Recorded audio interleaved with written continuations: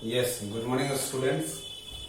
Now today we have a discussion about the important topic in class 11th, that is trigonometry.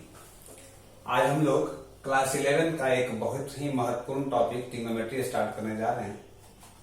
यूं तो आपके syllabus में पहले topic trigonometry नहीं है, लेकिन उसके बावजूद ही हम लोग ट्रिग्नोमेट्री इसलिए स्टार्ट कर रहे हैं आपके लिए, क्योंकि आप इसकी जानकारी आपके पास पहले से ही है, पूर्वत ज्ञान है आपको ट्रिग्नोमेट्री के विषय में।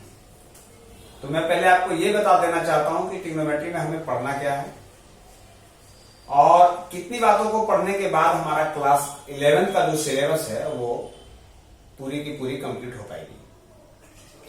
तो आप देखिए, ट्रिग्नोमेट्री में क्लास 10 में तो आप जो पढ़े हैं, जैसा कि आपने पढ़ा है conditional identities, height and distance, उससे रिलेटेड उनके एंगल के फॉर्मूला, इन सारी बातों को तो आपको रखना ही है। ऐसा नहीं कि उनकी जरूरत नहीं है, उनकी विशेष जरूरत है, इसलिए उन सारी बातों को अपने दिमाग में बनाए रखना है। और उसके बाद हम लोग क्लास 11 में पढ़ेंगे, जहां तक 10th पढ़े थे उससे कुछ आगे की बात करेंगे। तो यहां पर आपको 10th में पढ़ना है measurement of angles, circular function, conditional identities, trigonometric equation, solution of triangles and graph of trigonometric function. इतनी सारी बातों की जानकारी आपके पास होना चाहिए। लेकिन बहरहाल सीबीएसई ने कुछ बातों को इनसे हटाया है, जिसमें ये कंडीशनल आइडेंटिटीज को आपको क्लास 11 के सिलेबस में और सॉल्यूशन ऑफ ट्रायंगल को नहीं रखा है, जबकि एनसीईआरटी के बुक के अपेंडिक्स में सॉल्यूशन ऑफ ट्रायंगल को कहीं कहीं दिखाया गया है। हम लोग पहले इन सारे टॉपिक को पढ़ेंगे जो सीबीएसई के लिए हैं, और उसके बाद बचे हुए टॉपिक को हम लोग कंप्लीट करेंगे। तो अब मैं आपको फिर से एक बार पुनः बताना चाहता हूं कि इसमें हमारे टोटल 6 टॉपिक हैं। इस 6 टॉपिक में से हमें 4 पढ़ना है, 2 नहीं पढ़ना है। Now we start for the trigonometry. और इस ट्रिग्नोमेट्री का जो सबसे पहला टॉपिक है मेजरमेंट ऑफ एंगल्स, इसके विषय में हम लोग जानेंगे। आप 10th में ट्रिग्नोमेट्री बहुत कुछ बात पढ़ चुके होंगे, लेकिन मैं आपको एक बात बता देना चाहता हूं कि ट्रिग्नोमेट्री जो है वो 3 शब्द से बना हुआ है, गोनो और मैट्री। तो ट्राई मीन्स होता है 3, गोनो का मतलब होता है एंगल और मैट्री का मतलब होता है कैलकुलेशन। जब हम किसी 3 एंगल का कैलकुलेशन करते हैं तो उसको हम लोग ट्रिग्नोमेट्री कहते हैं।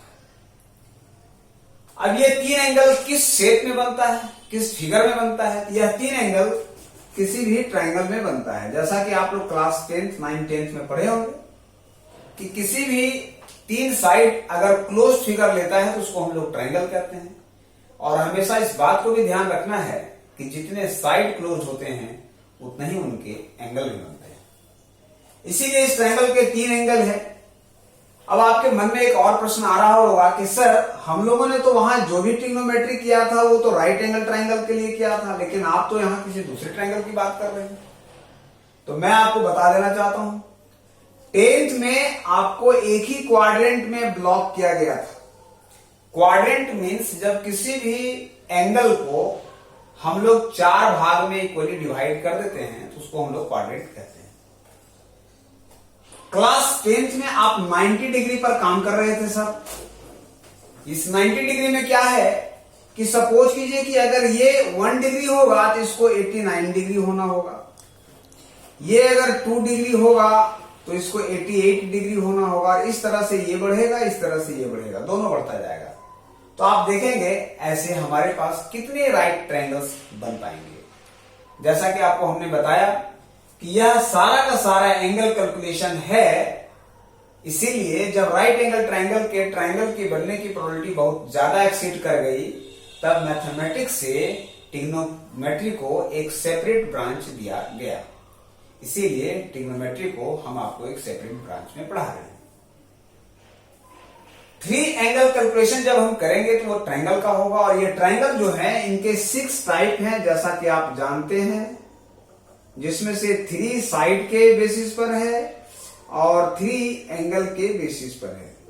ध्यान रखिएगा, क्लास 11th में हम किसी भी ट्रायंगल का ट्रिग्नोमेट्रिक कांसेप्ट ले सकते हैं, किसी भी एंगल को फाइंड आउट कर सकते हैं, चाहे वो एंगल 90 से बड़ा कितना भी बड़ा हो या कितना भी छोटा हो। तो ये ध्यान रखना है। और साथ ही साथ मैं आपको एक बात और बता देना चाहता हूं कि आपके बुक में ट्रिग्नोमेट्रिक टेबल भी दिया गया है, लेकिन क्लास 11 के सीबीएसई प्लेटफॉर्म पर जो भी हमारी बातें होगी उसमें ट्रिग्नोमेट्रिक टेबल की हमें कहीं आवश्यकता नहीं पड़ेगी, क्योंकि जो भी इनके एंगल मिलेंगे वो मल्टीपल्स एंगल मिलेंगे। तो मल्टीपल एंगल के कारण हमारे पास नोन वैल्यू होगा और हम लोग उस पर काम करेंगे। तो ये एक ट्रिग्नोमेट्री का बेसिक कंसेप्ट था। अब हम लोग आते हैं इसके एंगल पे। What is angle? एंगल क्या है? तो एंगल क्या है?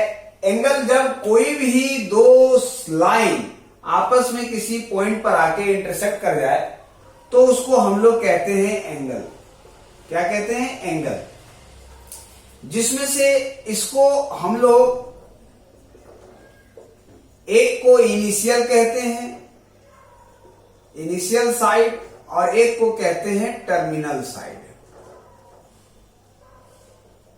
और यह इनिशियल साइड और टर्मिनल साइड जब दोनों कोइंसाइड करता है तो वहां यह एंगल बनता है। अब प्रश्न यह है कि यह एंगल पॉजिटिव और नेगेटिव कैसे कैलकुलेट होगा, या किस दिशा में हम इसको लेंगे कि यह एक पॉजिटिव डायरेक्शन में जाए या एक नेगेटिव डायरेक्शन में जाए। तो हमेशा याद रखिएगा, अगर ये पॉजिटिव लेना चाहते हैं एंगल को तो आपको एंटी क्लॉकवाइज जाना होगा, और अगर नेगेटिव लेते हैं तो क्लॉकवाइज जाना होगा। ये बात ध्यान रखेंगे। सो आप अगर इनिशियल साइड से टर्मिनल साइड की ओर अगर आप एंटी क्लॉकवाइज जाते हैं तो वैसे में हम कहेंगे कि आपके द्वारा जो बन रहा है एंगल उसे हम पॉजिटिव कहेंगे। और अगर क्लॉकवाइज जा रहे हैं मीन्स घड़ी की दिशा की ओर जा रहे हैं तो वैसे केसेस में वह एंगल आपका नेगेटिव एंगल होगा। तो ये ध्यान रखना है कि कब हम लोग इसको पॉजिटिव और कब इसको नेगेटिव काउंट करेंगे। लेकिन अगर किसी भी इनिशियल और टर्मिनल साइड पर ये दोनों 90 डिग्री एक 90 डिग्री का एंगल लेकर के खड़ा हो जाए, ऐसे में इसको हम लोग परपेंडिकुलर कहेंगे। और इसके भी कैलकुलेशन जो आप करेंगे वह आइदर क्लॉकवाइज करें या अनदर, या तो आप एंटी क्लॉकवाइज करें। दूसरी बात इसमें हम लोग सीखेंगे क्वाड्रेंट। ये क्वाड्रेंट क्या है? ये क्वाड्रेंट ये है कि जब हम किसी x axis, y dash, origin, इन एक्सिसों को चार भाग में हम विभाजित करें और इनके मेजरमेंट ऑफ एंगल हमेशा इक्वल हो। जैसा कि आप जानते हैं कि एक्स एक्सिस पर वाई एक्सिस परपेंडिकुलर होता है, इसीलिए इसके बीच में बनने वाले जो एंगल होते हैं वह 0 से लेकर 90 डिग्री तक होते हैं। और चूंकि ओरिजिन को हमने यहां माना है तो यहां 90 और लेंगे तो यह 90 से लेकर 180 डिग्री तक, ये 180 से 270 डिग्री तक, और ये 270 से 360 डिग्री तक का एंगल बनता है। एक बात हमेशा रखिएगा याद, इसमें हमारा कैलकुलेशन हमेशा के लिए एंटी क्लॉकवाइज होगा।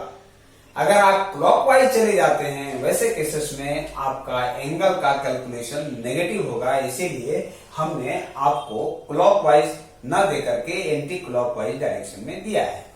इसी कारण इसको हम लोग फर्स्ट क्वाड्रेंट कहते हैं, इसको हम लोग सेकेंड क्वाड्रेंट कहते हैं, ये हमारा थर्ड होता है और ये हमारा फोर्थ क्वाड्रेंट होता है। ये हमारे कंसेप्ट हैं क्वाड्रेंट के। इसके बाद हम लोग सीखेंगे मेजरमेंट ऑफ एंगल। तो जैसा कि बच्चों आपको पता है कि आप अपने कपड़ा को मीटर में मेजरमेंट करते हैं, किसी सॉलिड को केजी में मेजरमेंट करते हैं, लिक्विड को लीटर में मेजरमेंट करते हैं।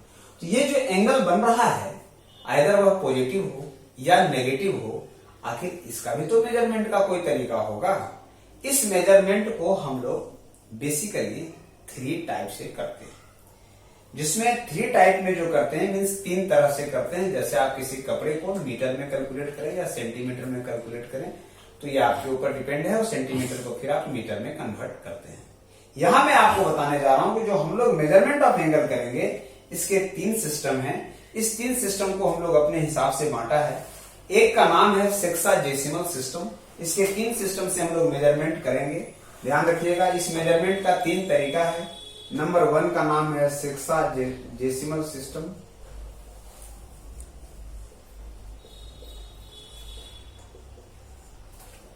दूसरा जो हमारा इसका जो मेथड है उसका नाम है सेंटेसिमल सिस्टम।